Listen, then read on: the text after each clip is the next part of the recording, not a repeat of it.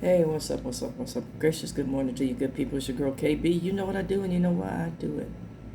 It is Friday, September 6th, and it is 3:27 in the a.m. And I want to share this with you before I get on with my paperwork for today. It's a reading from the Quran. And for those of you who follow me, I post from the Quran, I post from the Torah daily. Amen. I believe in radical inclusivity. If we're talking about God and God's love, we're talking about God and God's love on all fronts. Amen. So the Quran's reading today is let us proclaim good news to the humble, whose hearts fill with awe at the mention of the Lord.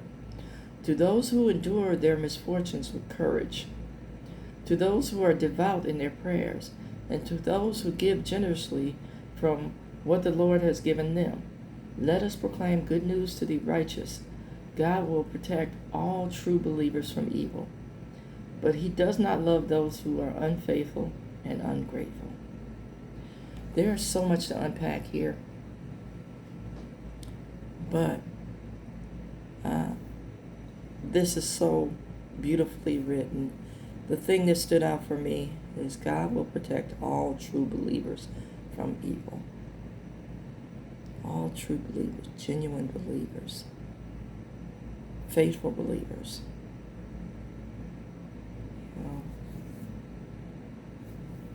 And it clearly states, but he does not love those who are unfaithful and I believe it meant to say ungrateful, but it says unfaithful and grateful. Or you can be grateful for your unfaithfulness, your infidelity. I don't know the particular breakdown. Amen. But I know people's get down. Let that sink in for a minute. I don't know the breakdown, but I know the get down. And I'm saying all this to say that people are going to be people. People are going to do what they do. People are going to justify. People are going to rationalize. And my point is that you ever notice that when somebody calls us out, it exposes that delicate whatever, that soft underbelly, that secret, that so-called secret sin, that thing that hits really close to home, that little gap in the armor, to the place that it's exposed. When people manage to get to that, now mind you, they got to do some maneuvering to get to that, but when they do reach that spot of vulnerability, and it gets uncomfortable for us, we usually run to our peanut gallery, who is either participating in the madness and the mayhem on the fringe, or is exploiting the vulnerability that they know is there. We run to that person to ask the question, and in that person's response, they're either going to expose themselves and their vulnerabilities, or they're going to help you cover in order to stay hidden. So basically what I just said is we run to somebody that's just as equally sick as us to validate our position. Now mind you, we have nothing nice to say about this person, but this is who we run to validate us when someone else has exposed us. Did you hear what she said about me? She said I'm da da da da da. Girl, I know. Maybe you should have a conversation with them, but I don't think you're that. Never really given a full answer until you're the individual that upset the peanut gallery. Then Oh, we got a different set of circumstances and standards and measures for you. I want you to think about that. You know, we're going to run to the person who benefits from us being sick to validate us and to come to our defense. I don't even know why she said that. I don't see that.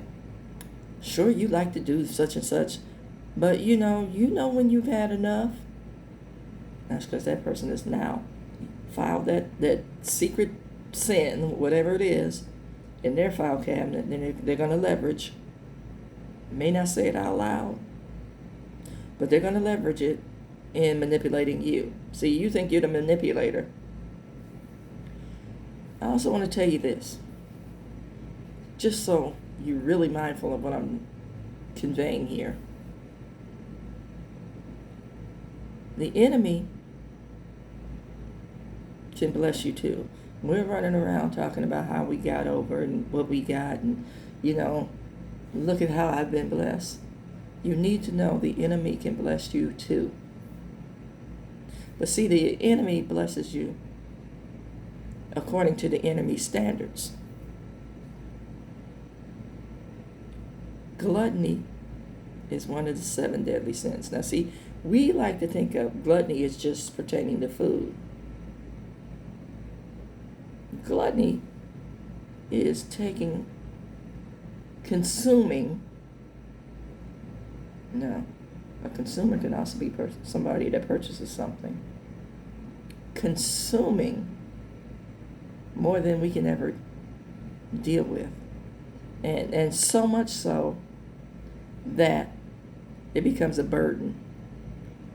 Now, gluttony in the terms of eating, consuming so much so that it becomes a burden. Overeating becomes a sickness, a physical illness, a physical ailment, right? It can lead to heart disease, it can lead to diabetes. Morbid obesity shuts down the organs at times. Morbid obesity causes so many illnesses that, we need medication for our medications. Get what I'm saying? So, the enemy blesses you according to the enemy's standards. So when you're running around looking for that amen corner, looking for that validation, looking for that justification, looking for that rationalization, you have to understand people are going to be people, and they're going to do what benefits them. No, girl, you didn't do that. And the minute they're upset with you, remember that time? So, I don't know about you, but my source is the Most High. And I point upward because that's what people do. But God is everywhere.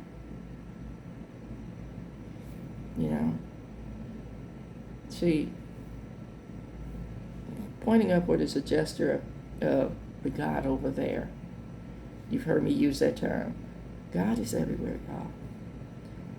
But see, we relegate God to certain positions and areas so we can continue on, like I'm just talking about.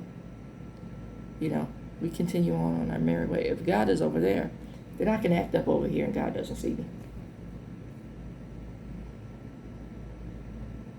See, God, and I need you to hear me on this, God can walk through hell and take whoever he wants out of it. And we tend to forget that because we're thinking of God up here, enemy down there. So, all this, count your blessings and be grateful and open and receptive to whatever God needs to do. But you also need to do your part.